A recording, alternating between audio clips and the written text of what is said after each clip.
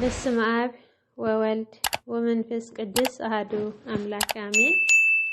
ሰላም ናይ ለሚቱ ቻናል ተኸታተልቲ ክቡራት ኣሕዋተይ ከመይ ፀኒሕኩም? ኣነ ሰላም እየ እግዚአብሔር ይመስገን። ሰላምታኩም ብዙሕ ተረፍ ይበለለይ። ከምታ ኣነ ሰላም ዘለኽዎ ሰላም ክትህልውለይ በዓልቲ ምልእቲ ተስፋ እየ። እዚ ቻናለይ ሓደሽቲ ዝኾንኩም ላይክ ሰብስክራይብ እናገበርኩም ቤተሰበይ ይኩኑ። ቤተሰበይ ዝኾንኩም ስለተተታውዕኒ እግዚአብሔር አምላኽ የኽብረለይ።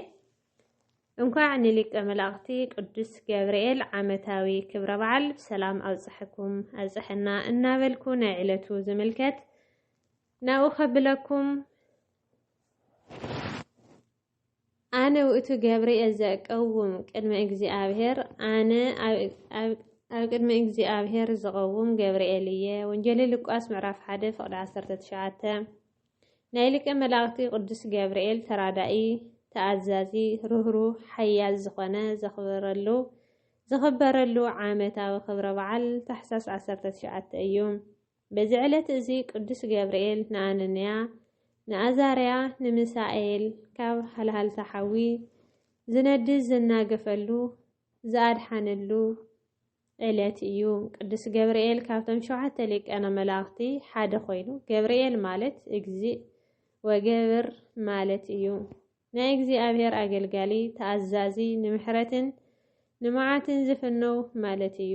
ሊቀ መላእክቲ ቅዱስ ገብርኤል ኣብ ቅድሚ እግዚአብሔር ዝቀውም ቅዱስ መልአክ ኮይኑ ኣብ ብሉይ ኪዳን ይኹን ኣብ ሓድሽ ኪዳን ብዙሕ ዘደንቕ ስራሕትታት ግብርታትን ተኣምራትን ዝገበረ መልአክ እዩ። ሊቀ መላእክቲ ቅዱስ ገብርኤል ናይ ህድኣት መልአከ ሰላም እዩ። በዕለተ ሰንበት መላእክተ ሰማይ ምስተፈጠሩ ኣነ እየ ፈጣሪ ኣነ እየ ገባሪ ዝብል ቃል ትዕቢት ይዛረቡ ነበሩ።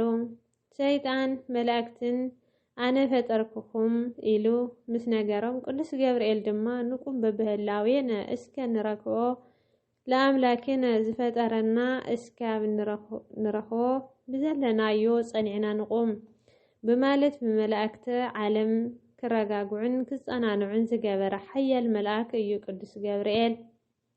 ብእግዚአብሔር እናተለኣኸ ብብሉይ ኪዳንን ብሓድሽ ኪዳንን ናብ ደቂ ሰባት እናተለኣኸ እናተራድአ ብኣማላድነቱ ዝኣመኑ ዝረድእ ብፍጥነት ዝበጽሕ መልአክ እዩ ቅዱስ ገብርኤል።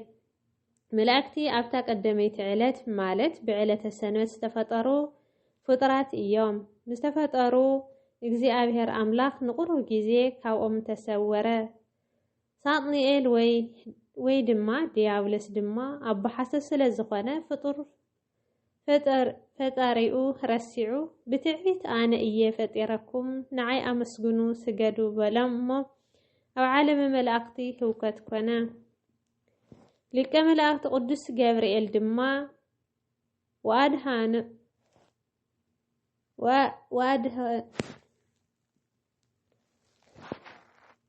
ዋህድአሙ ለመልአከ ሰላም ቅዱስ ገብርኤል ለማህበረ መላእክት በቃሉ ከመዝብል መጽሐፈ ስነ ፍጥረት ቅዱስ ገብርኤል ብእግዚአብሔር ፈቃድ ሊቀ መላእክቲ ክኸውን ዝተፈቀደሉ ኣብ ልዕሊ ካልኦት መላእክቲ ዝተሸመ መልአክ እዩ ቅዱስ ገብርኤል። ኣብ ዘበነ ብሉይ ኪዳን ንኣብነት ኣብ ዘበነ ብሉይ ንጻድቕ ሎጡን ስድሮኡን ድማ ካብ መንጎ እቶም ዝረኸሱ ህዝብን ክፈልዩ ምስ ቅዱስ ሚካኤል ዝተለኣኸ መልአክ ቅዱስ ገብርኤል እዩ። ዘፍጥረት ምዕራፍ 19 ፍቅዲ 1 ነቲ ኣብ መግዛእትን ስደትን እንከሎ ብእግዚአብሔር ተኣሚኑ ኣብ ቅድሚ ንጉስን ህዝብን ልዑል ሞገስ ክብርን ዝረኸበ ነቢየ እግዚአብሔር ዳንኤል ነቲ ዝረአዮ ዝነበረ ድንቂ ፍጻሜ ዘመን ዘመልክት ራእይ ዝተርጎመሉ ብእግዚአብሔር ዝተለኣኸ ቅዱስ ገብርኤል እዩ ነይሩ። ዳንኤል ምዕራፍ 8 ፍቅዲ 15 ንዳንኤል ነቲ ዝረአዮ ዝነበረ ራእይ ምስጢር እናገለጸ ንኽስተዋዕሎ ጥበብን ምስትውዓልን ዝሃቦ ዝነበረ ቅዱስ ገብርኤል መልአክ እዩ። ዳንኤል ምዕራፍ 9 ፍቅዲ 21 እስካብ 22 ካብ ኣፈናብስቲ ዘድሓነም እውን ቅድስት ድንግል ማርያም ንጎይታና ከም እትወልድ زسرا وانجيل لقواس معرف حدا فقد 18 اسكاب 56 نغان زكارياس نقدس يوحنس مطمق كم زولد زبسره وانجيل لقواس معرف حدا فقد 19 ملاك بسرات قدس جبريل يوم صادق يوسف بحلمي تجلسو نقدس دينجل مريم نغيتان حيزو نغزي كسدد هيرودوس مسموته دما حيزوهم كملسن زناغرو قدس جبريل يوم وانجيل ماتويس معرف كل تفقدي 13-19 عبراويان معرف حدا فقدي 14 قدس جبريل صنعت 3 دقيقة تحساس 19 قدس جبريل ملاك نتهم أجلجلتي إجزابهر زخنو أنانيا أزاريا ميسائيل كابتون حوي زدحنلو علتيو إتي تاريخ 5 إيو نأنانيا أزاريا ميسائيل أفرس بابلون تماريخهم كلو نقص نبوكدنصر ندانيال رابعيوم غيرو طباب بابلون يمهارو إلو عبيت منجستي يتوام مقابئهم ميلدار سقا ببياتي ميس كعناي بوانجا غيرو أغرب اللهم نساتم دما نزي أين بلعين قروب ترمر نجر صري ماين ترمرن نجر صري ماين تراي هابنا بلغو ملدار دما نغس عبيركم انترئكم كقطع ايو بلام نساتم دما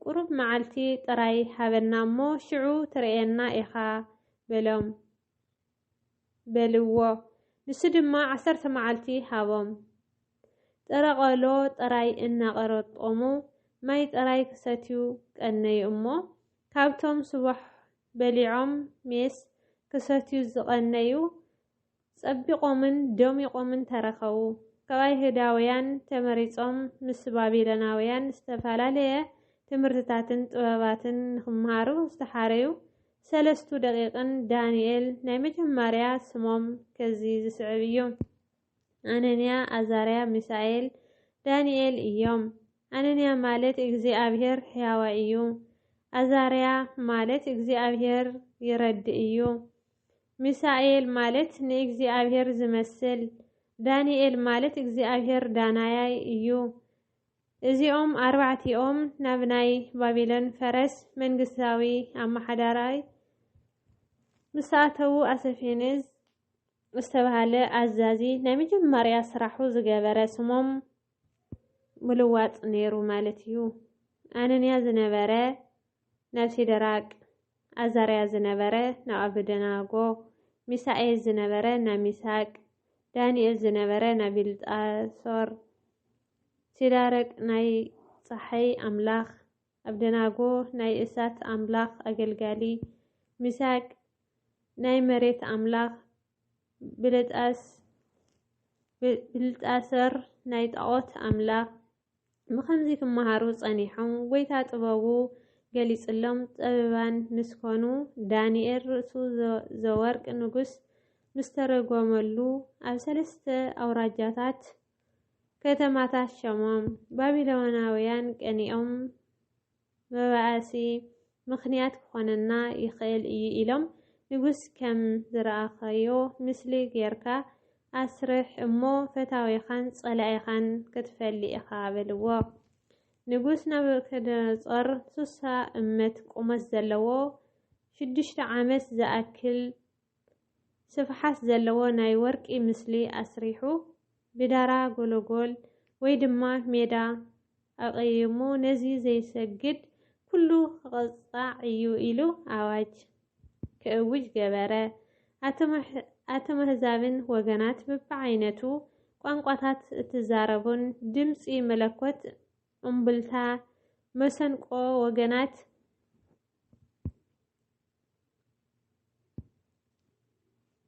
ببغنان نغاريت كلهم مسارحي موزيكا درفن مس سمعكم شعونتي نقص نبوكدنصر زقومو مثلي ورقي فجم إلكم سجدلو فجم إلو زي سجده جنا شعون ናብሃልሃል ዝብል እቶን ሓዊ ክደርበ እዩ ኢሉ ኣወጀ።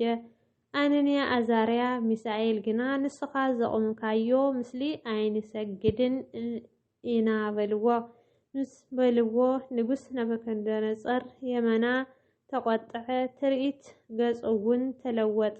ነቲ እቶን ካብቶም ዝነበሮ 7 ኢድ ኣበርቲዕዎ ከንድድዎ ኣዘዘ። ካብ ሰራዊት ሓያላን ሰባት ፀዊዑ ከዓ ኣሲሮም ናብቲ ሃልሃል ዝብል እቶን ሓዊ ክድርብየዎ ኣዘዘ። ናይቲ ሃልሃል ዝብል ሓዊ ተደርብዩ ንጉስ ናቡከደነፆር ተደነቐ። ቀልጢፎም እውን ተንስኣ። ንኣማከርቱ ድማ እቶም ኣሲርና ናብ ሓዊ ዝደርበናዮም 3 ሰባት ዶ ኣይኮኑን ኢሉ ጠየቆም። ንሳቶም ከዓ ንንጉስ ኦ ንጉስ ሓቂ እዩ ኢሎም መለስሉ። እኒሆ ኣነ እተፈታሕኩ ሰባት ጉድኣት እንተዘይበፅሖም ኣብ ማእኸል እቲ ሓዊ እናተመላለሱ እርኢ ኣለኹ። ትርኢቱ እቲ ራብዓይ ድማ ወዲ ኣማልኽቲ ይመስል በሎም። ንጉስ ናቡከደነፆር ናብ ኣፍ እቲ ሃልሃል ዝብል እቶን ሓዊ ቀረበ እሞ ኣቱም ባሮት ልዑል ኣምላኽ ሲድራቅ ኣብደናጎን ሚሳቅን ንዑ ናብዚ ውፁ ኢሉ ፀውዖም። ሽዑ ከፍቲ ሓዊ ወፁ። ሕዚ ከዓ ከምኡ ገይሩ ክናግፎ ዝኽእል ካልእ ኣምላኽ የለን እሞ ዝኾነ ይኹን ካብ ኩሎም ኣህዛብ ወገናትን በቢዓይነቱ ቋንቋታትን ዝዛረቡን ንኣምላኽ ሲድራቅ ኣብደናጎን ሚሳቅን ክፉእ ቃል ዝናገሩሉ ንሱ ክቆራረፅ እዩ። ንጉስ ናቡከደነፆር ናብ ኣውራጃ ባቢሎን ክመርሑ ልዕል ኣበሎም። ፍጹም እምነት ዝሓዘ ሰብ ኣሸናፊ እዩ። እቲ ንሕና ንኣምልኾ ኣምላክ ካብ እቶን ሓዊ ከድሕነና ይኽእል እዩ ኢሎም እዞም 3 መናእሰይ ብእምነቶም ምጽናዖም ንጉስ ዘቆሞ ወርቂ ምስሊ ኩሉ ክሰግድ ከሎ ንሶም ግና ኣይንሰግድን ስለዝበሉ ናዝነድድ ሓዊ ውሽጢ ከኣቱ ተገበሩ ማለት እዩ። ካብ ልቢ ፍጹም እምነት ጥብኣትን ስለዝነበሮም እግዚኣብሔር ድማ ቅዱስ ገብርኤል መልኣክ ልኢኹ ኣድሓኖም ማለት እዩ። አሜን። ስለቲ ቅዱስ ቃል ናይ ቃል ባለቤት እግዚአብሔር አምላክና ዝተኸበረን ዝተመስገነን ይኹን። አሜን።